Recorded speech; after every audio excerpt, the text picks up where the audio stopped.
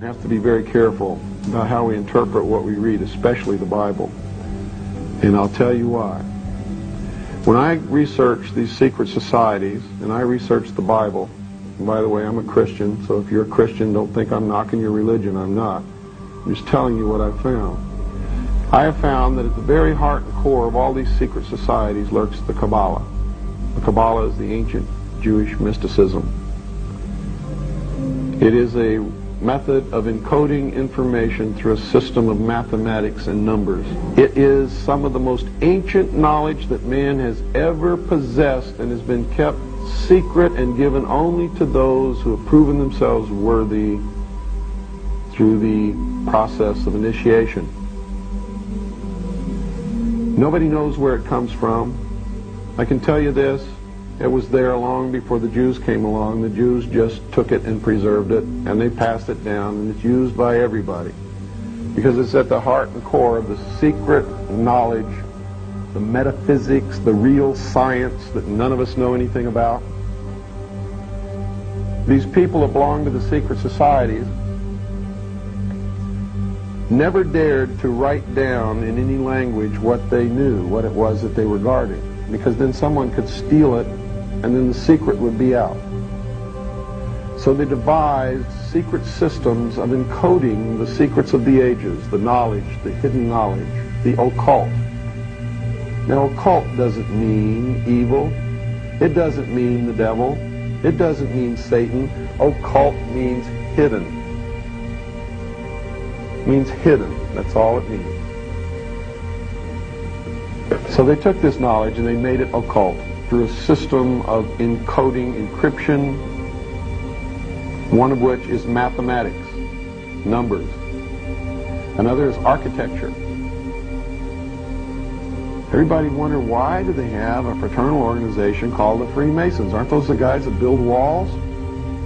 You bet they do.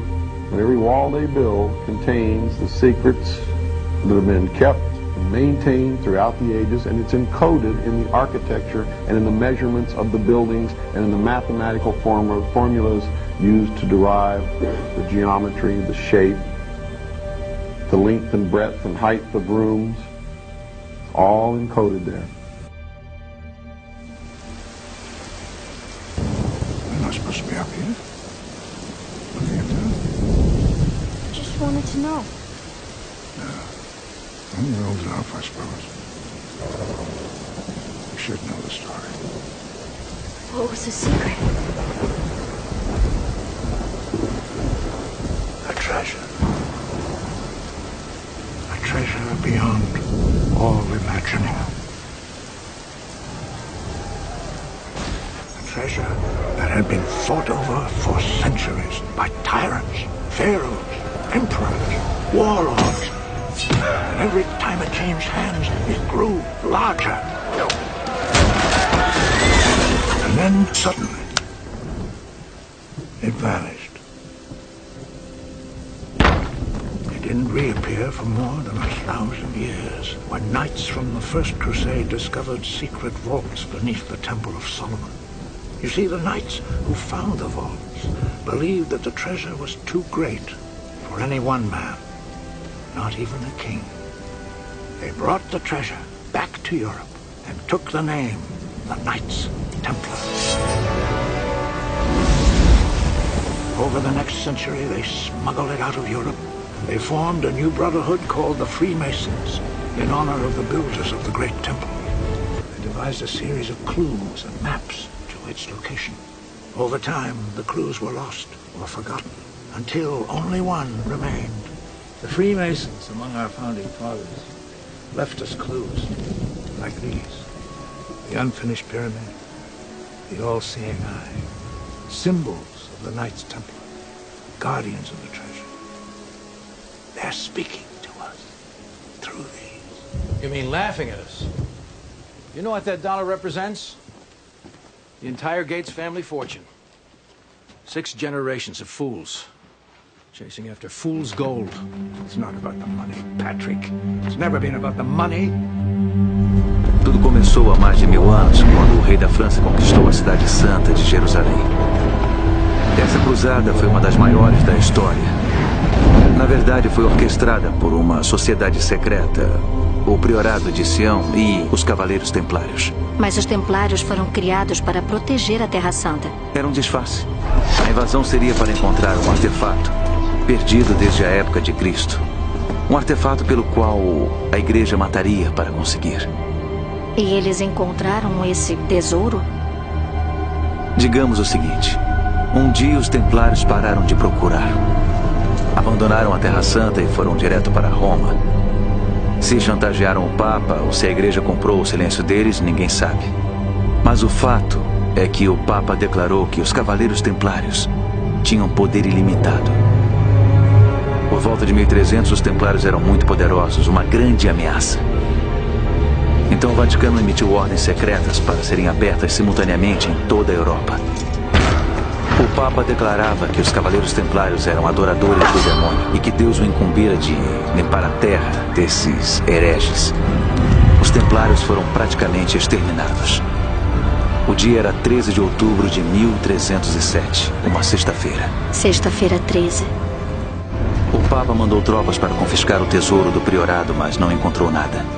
Os poucos cavaleiros do priorado sobreviventes fugiram. E a busca pelo artefato sagrado recomeçou. Que artefato? Eu nunca ouvi falar de nada disso. É claro que sim. Quase todo mundo já ouviu. Você o conhece como o Santo Graal. So 4 grammar or 4 letters are taught to be Yahweh, the 4 letters of God. Yeah, Utevoti. However, when you dig a little deeper in the etymology of the word grammaton, it has actually a deeper root. And that root is 4 tetra, tetra, which is tetrahedron. Grammaton comes from the word gram or gravity. Weight, it refers to weight, gram, and the effect of gravity. And that's where the word gravity came from, grammaton. So now you have a word for God, okay, that has the structure of a tetrahedron generating a gravitational effect. And I thought, well, that I'm pushing it, right? I'm sure, this is kind of wild. But hey, then I look up what the heck is the tetragrammaton in Kabbalistic tradition. And I found that it is an isotropic vector metric in 2D. Here is typically in Kabbalistic tradition the way God is represented. It's represented as isotropic vector metric. Remember, 4 faces, 3, 2, 1. It's like one face of the isotropic vector metric. And each letters of the word God has a number that goes with it. In Kabbalistic tradition, that's very important. Now you got to realize that the Kabbalistic tradition are the oral tradition of the Druidic history. These traditions were not to be written. They were not even supposed to be talked about. Only initiates could learn about these knowledge. It was thought to be the nature of God that was revealed. And if you understood it, you could understand God.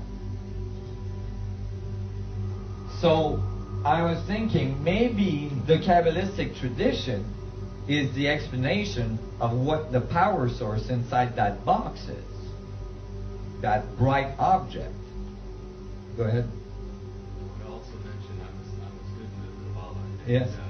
Yud means singularity. That's right. At the center of the Kabbalistic tradition is that crown that unfolds onto itself to infinity, describing singularity. So I was puzzled with this. I found that the tetragrammaton, right, was actually generating the numbers. So each letter in the isotropic vector matrix is a number, and the Kabbalistic tradition tells you that the numbers are just as important as the letters. And so when you calculate the numbers, you get 72, which is the 72 names of God that's found in the Bible, or the 72 faces of God, right? So that all match. But this is a male God. We're missing half the equation again. Why is it that in many of these ancient civilizations, some of them we didn't have time to see today, we only have half of the code? Well, that would be because if you were an advanced civilization trying to put a code, embed a code in a not so advanced planetary system, you wouldn't want these people to be able to uncode or decode that code prior to being ready for that type of power. So you could code the code, or you could make the code only one polarity of it, like the male polarity of the code. And it wouldn't be until that civilization understood the balance between the male and female, understood the equality between the male and female, that they would be able to decode the code. And then that would mean that they were ready to do it. You guys follow what I just said? So basically, here you have to add the female god or goddess to the tetrahedron or to the isotropic vector metric. And if you did, you have the double of these numbers. And the result would be 72 plus 72, given 144, which is thought to be the number of ascension in the in Revelation. As well, in Revelation it says that the New Jerusalem is a crystal city with rainbows all around it. And that crystal city has faces of 144. There is exactly 144 faces on the outside of a 64 tetrahedron metric. Nice. I thought I was onto it.